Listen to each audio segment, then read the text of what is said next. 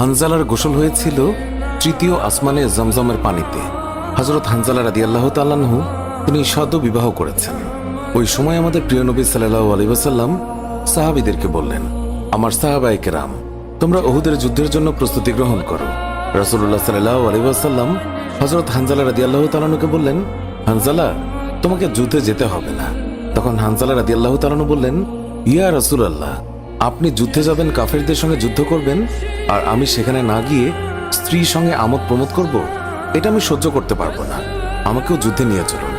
রাসূলুল্লাহ সাল্লাল্লাহু আলাইহি ওয়াসাল্লাম তখন বললেন, হানজালা, আমি তোমাকে আদেশ দিলাম, তুমি বাড়িতে থাকো, তোমাকে যুদ্ধে যেতে হবে না। হানজালা তখন নবীর আদেশ শুনে কাঁদতে কাঁদতে বাড়ি চলে গেল।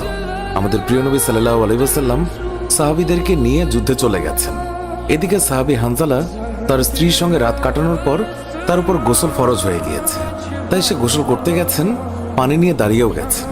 এই সময় মদিনার গলি থেকে কেউ একজন চিৎকার করে বলছিলেন, মদিনার মুসলমানরা, তোমরা কার জন্য জীবিত থাকবে? তোমাদের প্রিয় নবীকে কাফের মুশরিকরা শহীদ করে দিয়েছে।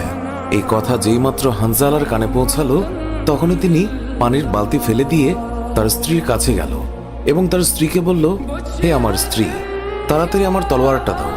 যে কাপুরুষরা আমার নবীকে শহীদ করেছে, যে কাফেররা বিশ্বনবী হযরত মুহাম্মদ সাল্লাল্লাহু আলাইহি ওয়াসাল্লামকে হত্যা করেছে, আমি তাদেরকে ছাড়ব না। আজ হয় তারা মরবে, না হয় আমি মরব। যেই দুনিয়ায় নবী নেই, সেই দুনিয়ায় আমি বাঁচতে চাই না। দাও, আমার তলোয়ারটা দাও। তখন হানজালার স্ত্রী বললেন, আপনি আমার নবীর হত্যাকারীকে হত্যা করতে যাচ্ছেন?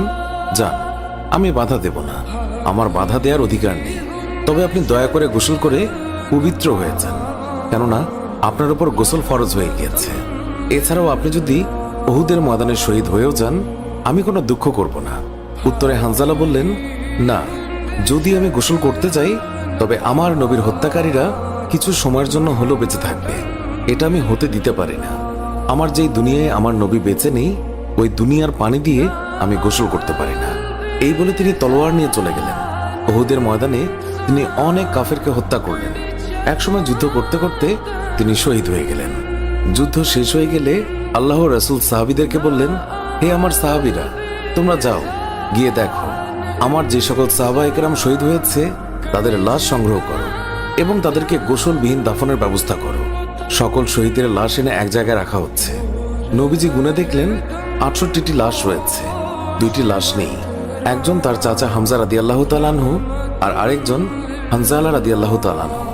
অস্থির হয়ে পড়লেন নবীজি। সব সাহাবাদের পাঠালেন লাশ খোঁজার জন্য। হঠাৎ বোরখা পরা এক মহিলা এসে দাঁড়ালেন নবীজির কাছে। নবীজি তাকে চিনলেন না। মহিলা বললেন, শুনুন ইয়া রাসূলুল্লাহ,